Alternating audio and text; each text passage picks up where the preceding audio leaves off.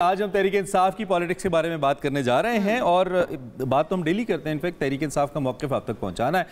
कल एक और इम्पॉर्टेंट वाक़या वंस अगेन हुआ। तहरीक इंसाफ की जो लीडरशिप पहुंची थी बानी तहरीक इंसाफ खान साहब से मुलाकात के लिए।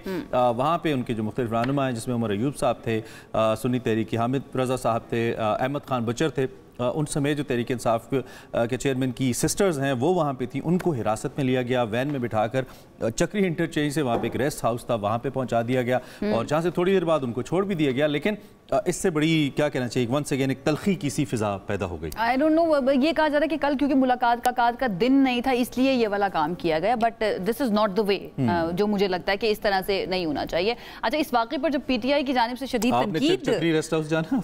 नहीं, मुझे नहीं जाना, बिल्कुल नहीं जाना। वहाँ पर वफाकी वज़ीर इत्तलात अताउल्लाह तारड़ जो हैं उन्होंने कहा कि बानी पीटीआई से मुलाकातें ना होने की बात जो है वो सियासी शुबदाबाजी है। इतनी मुलाकातें तारीख में किसी सियासी रहनुमा की नहीं हुई हैं, ये उन्होंने जवाब दिया है तनकीद के ऊपर। अब इस सारे मामले पर बात कर लेते हैं। हमारे साथ पीटीआई के सीनियर रहनुमा शौकत यूसुफजई साहब मौजूद हैं, उनसे ज़रा चलते हैं उनकी तरफ। शौकत साहब, बहुत शुक्रिया ज्वाइन करने के लिए। कल क्या वाकई मुलाकात का दिन नहीं था बानी पीटीआई से? बिस्मिल्लाहिर्रहमानिर्रहीम। नहीं, देखिए, बाकायदा टाइम था और एक अदालती हुक्म भी मौजूद है कि आप नहीं रोक सकते।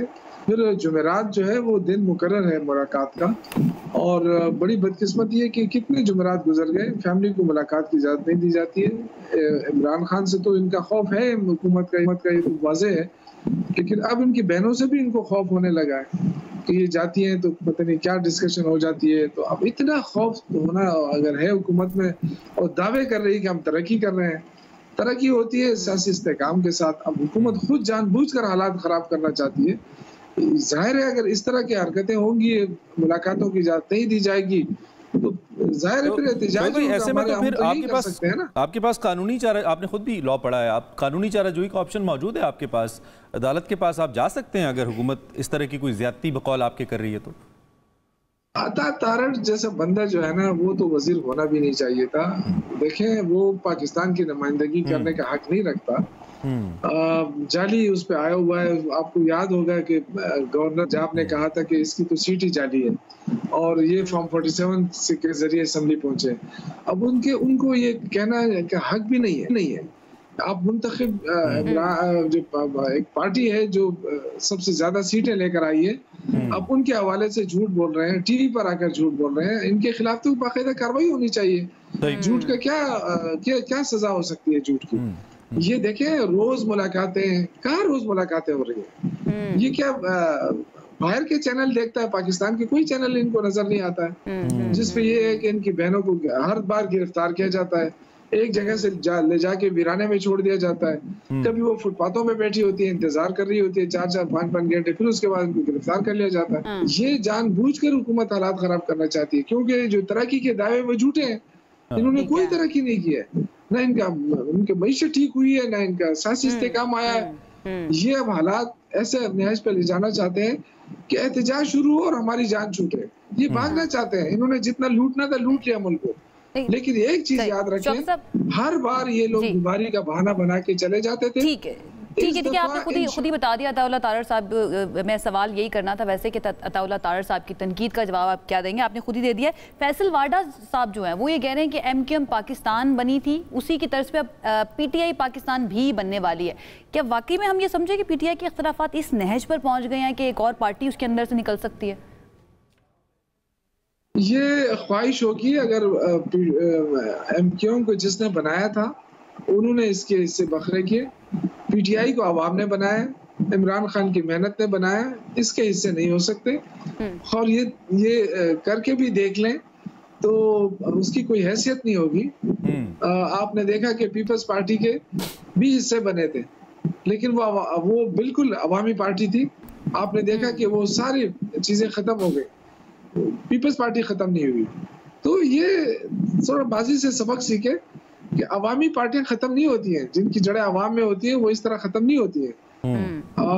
जो हालात के मुताबिक पार्टियां बनती हैं ना, उनके धड़े होते हैं। जैसे मुस्लिम लीग के अंदर नून, शीम, मीम, पता नहीं क्या क्या और भी मजीद बन सकती है। लेकिन पीटीआई में कोई वो क्लेम भी तो यही करते हैं ना कि आपकी भी उस तरह से अवामी पार्टी नहीं, एस्टेब्लिशमेंट बैक पार्टी है।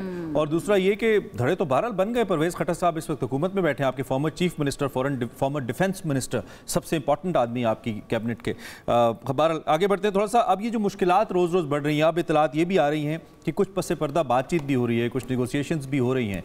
क्या ऐसा है? अगर हो रही हैं तो किसके दरमियान और क्या हो रहा है? देखिए, हमने तो कभी दरवाजे बंद नहीं किए ना। अब मुज़ाकरात के दरवाजे तो इमरान खान ने कहा कि हमारे दरवाजे खुले हैं, लेकिन मुलाकात उन लोगों के साथ, मुज़ाकरात उन लोगों के साथ हो सकते हैं जो कि कोई इख्तियार भी रखते हो ना। अब इस हुकूमत के साथ बैठ के हमने क्या करना है?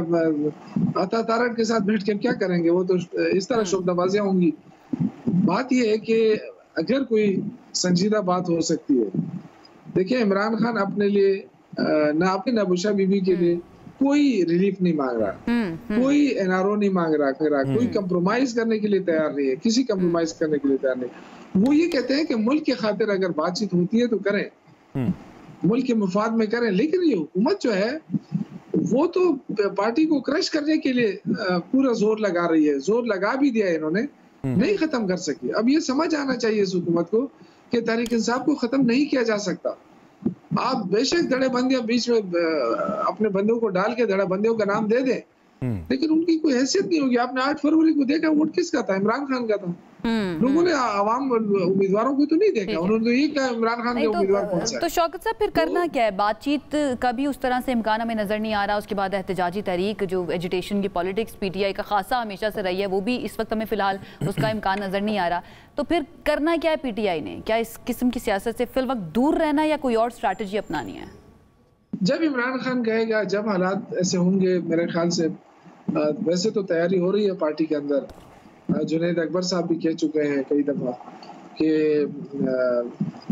उन्होंने तो कह दिया वर्करों की तैयारी करें, और उन्होंने ये भी ऐलान किया है कि हम केपीके से जाने वाले तमाम रास्ते जो दूसरे सूबों को जाते हैं, हम सारे रास्ते बंद कर देंगे। तो ये तो उन्होंने कह दिया, जाहिर है उसके लिए तैयारी भी कर रहे हैं। लेकिन जो पूरे पाकिस्तान में एहतजाज का जो फैसला है वो पार्टी करेगी, इमरान खान साहब करेंगे। और जब उन्होंने कॉल दी, इंशाल्लाह ताला तहरीक शुरू हो जाएगी, क्योंकि तैयारी ऑलरेडी हो चुकी है। जगह जगह कन्वेंशंस हो रहे हैं, हमारे पार्टी के इज्तिमा हो रहे हैं, बड़े कामयाब जा रहे हैं अल्हम्दुलिल्लाह। ये जो कहते थे कि लोग डर गए हैं, खौफजदा हैं, बयानात से थोड़ी सी मुख्तलिफ तस्वीर हमें नजर आती है। जो बयानात आप दे रहे हैं उससे थोड़ी सी मुख्तलिफ तस्वीर है। लेकिन चलें, आपका पार्टी का मौक़िफ़ है और हमने आपका मौक़िफ़ लोगों तक पहुंचाना है कि आप इस वक्त क्या सोच रहे हैं। आपका बहुत शुक्रिया, आपने हमें ज्वाइन किया और इस मामले पर बात की।